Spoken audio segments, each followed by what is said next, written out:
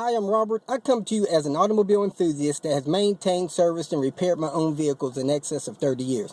I currently drive a car with over 230,000 miles on it, and I once had a car that had over 400,000 miles on it and ran very well. While you're watching the video, please watch a step or two ahead. Sometimes the current step is better explained in the next step or two. Also, like, share, subscribe. Thanks for tuning in. I hope you benefit from the information.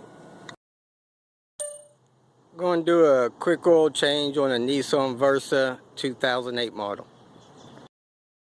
Here's all the tools and equipment I used to do the oil change on this Nissan Versa.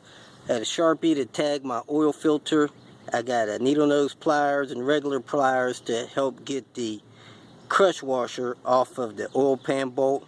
14mm socket to get the nut off the oil pan bolt. Razor blade to help with that crush washer.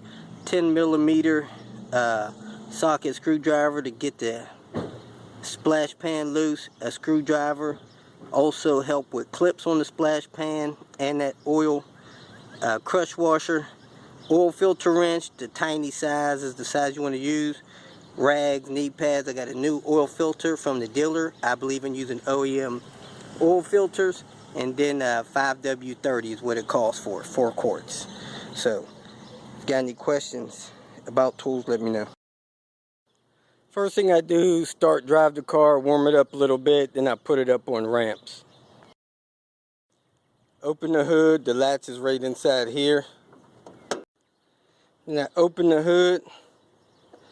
I normally check the oil before I change it so I can see if it was low. So let me check the oil. It's always good to know if a car is low on oil before you change it, so you can know, or you can let the owner know. Looks like it's a half quart low, but I'll see how much comes out of the drain. Now I leave the dipstick out a little bit, and I open up the oil fill cap so it drains good.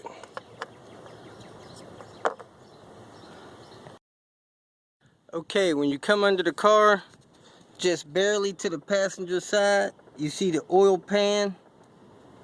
Transmission's right there, oil pan's there. Then you see the oil pan bolt on the back of the oil pan, which is good.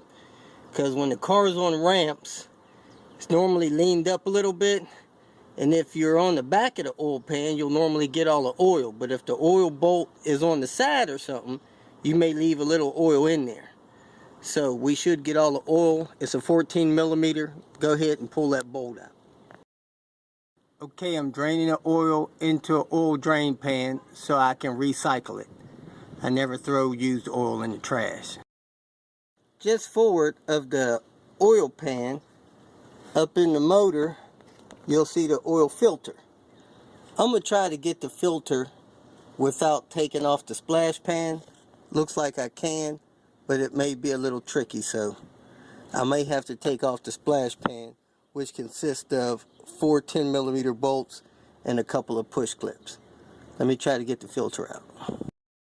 Because of the type of oil filter wrench I decided to use, I had to lower the front of the splash pan, so I just removed those 4 bolts so I can pull it down a little bit and get at the oil filter. So now the oil filter is loose, I'm going to go ahead and put the new one on. Okay, I'm going to go ahead and take the oil filter out of the box. I believe in using the OEM oil filters. And if the seal's not lubricated, I'm going to go ahead and lube it. But I've noticed lately a lot of times these seals are already lubricated. It doesn't look lubricated.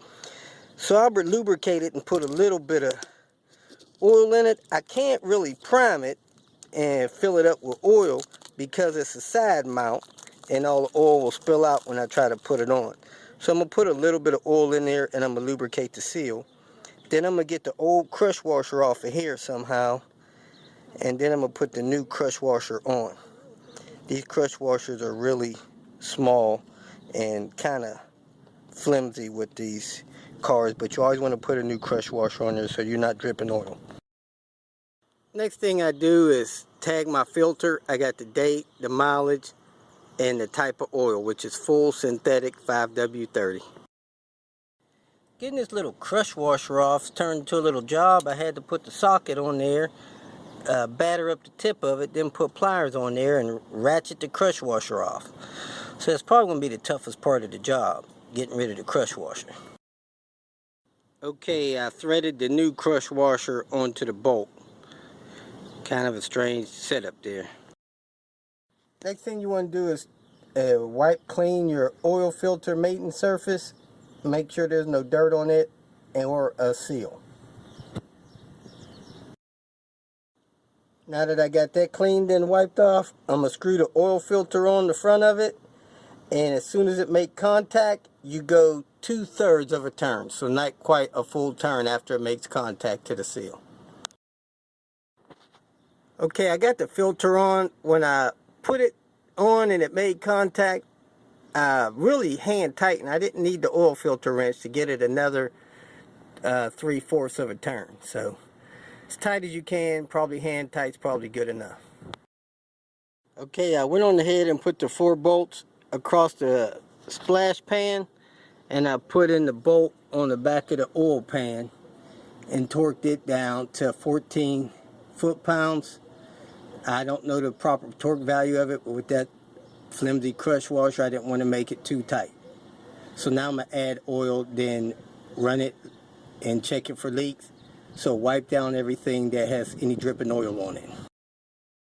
Okay, the owner's manual does say to use 5W30, and it says it takes 4.2 or 4 quarts and 1/8 of a quart when you change the filter.